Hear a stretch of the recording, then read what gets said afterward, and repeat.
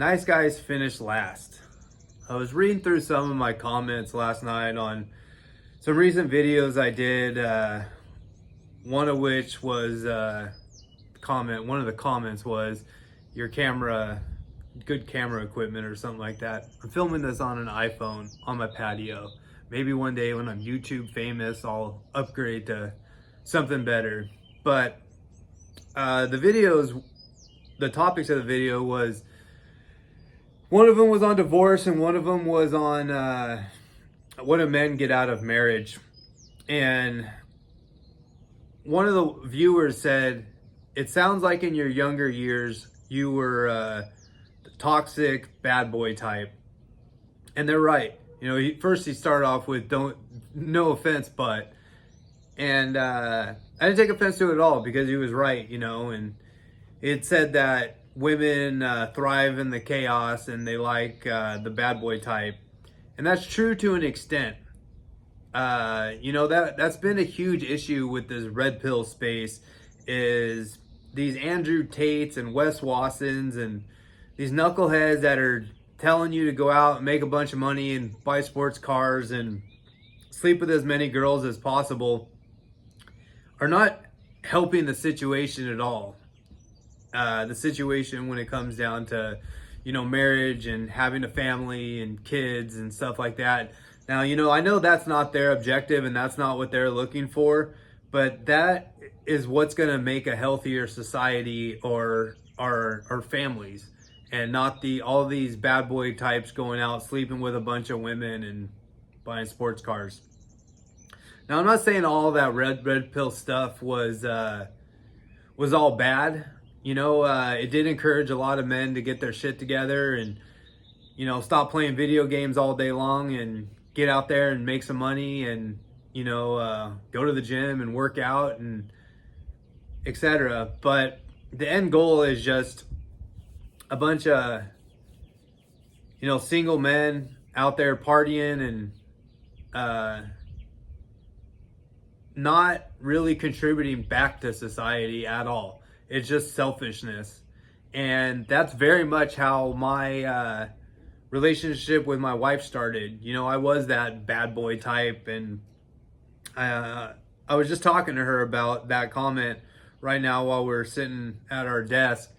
And, you know, her boyfriend, before we had met, you gotta remember, this is over 20 years ago now. So this stuff is very fuzzy memory wise, but we talked about it a little bit. And, you know, she had a high school boyfriend before that who was a good dude and went into the Marines and wanted a family and wanted all the things she wanted, but somehow she ended up with the bad boy.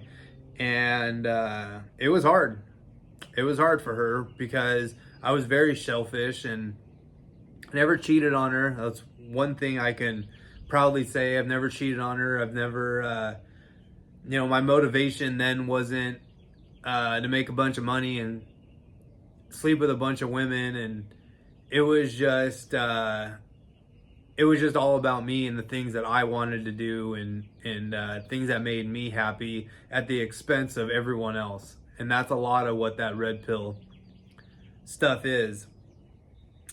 Which brings me to a comment I just read before starting this video.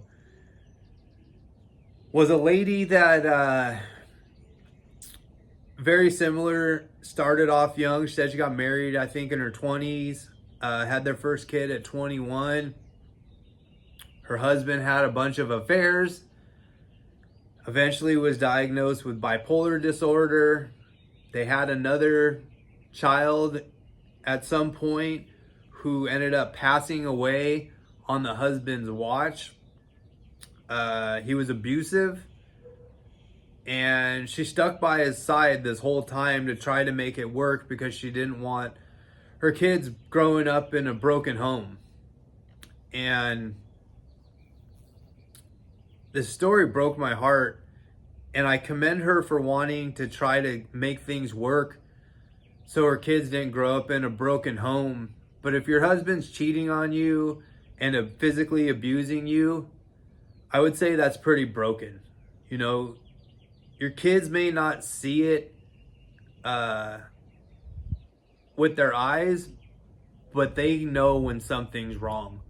You know, my wife has told me that when I was going through my drug addiction and we were fighting all the time and stuff, you know, my oldest son was in his, coming around teenager, maybe 12, 13. So we got to hear a lot of it and he got to see a lot of it. And he told his mom plenty of times that just leave him. And for one, that breaks my heart to hear that my son was so aware of everything that he said that to my wife. However, I wouldn't have blamed her. Things were pretty ugly. Like I said, I mean, I wasn't hitting her and I wasn't cheating on her, but drug addictions are nasty and they break homes up. Now, I'm fortunate my wife stuck by my side and I was smart enough to get my shit together and right that ship. But, it doesn't sound like this guy did. She ended up leaving him and she said she's been single ever since. She said her oldest son, I think, is in his 20s now and is engaged, and that's awesome. A lot of times kids that grow up in that kind of broken home, they turn out all right.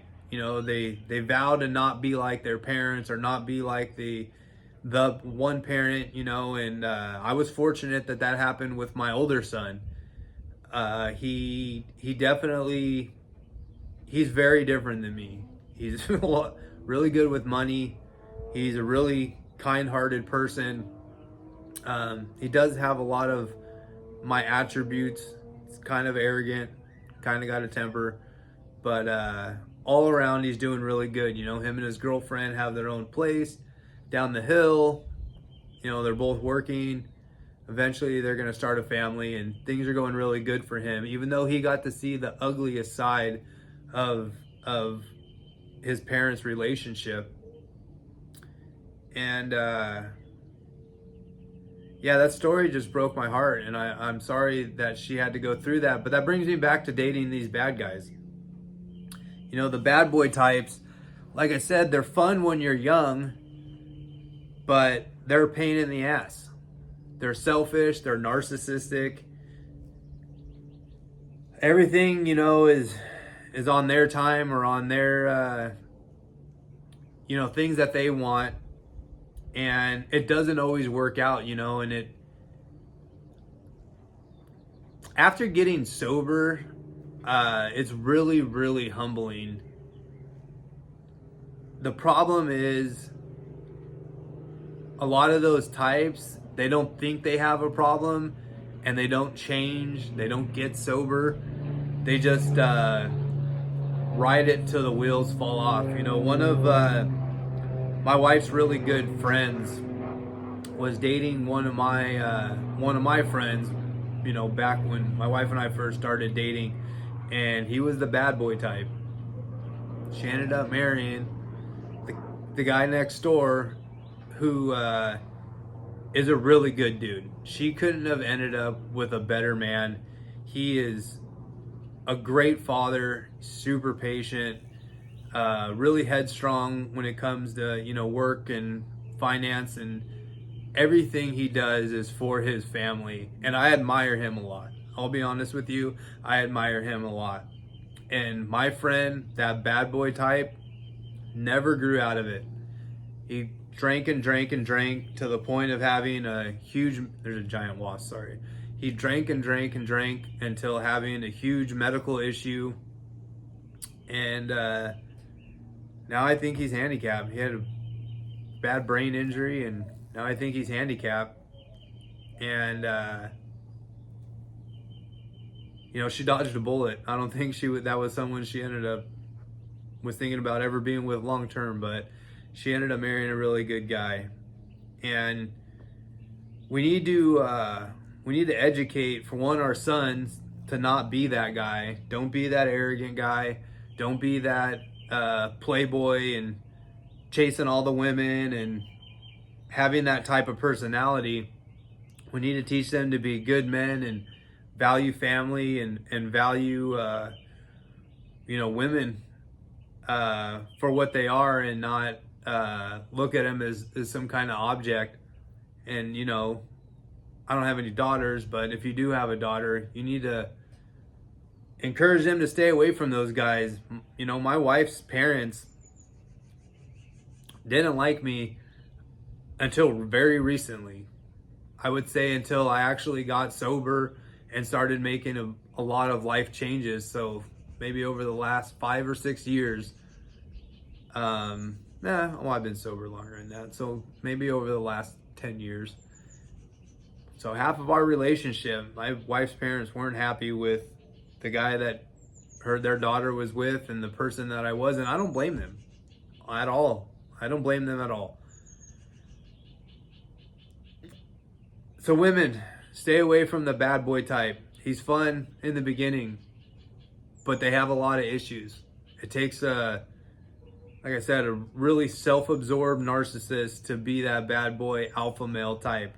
And being an alpha male isn't always necessarily that guy, that party animal, the guy that's getting in fist fights, and the guy that alpha male is the guy that is stays true to his beliefs.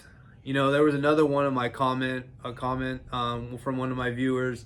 He said he had been with a girl for 7 years and she didn't want to get married, and you know, his faith, he wanted a family and he had to leave her over it.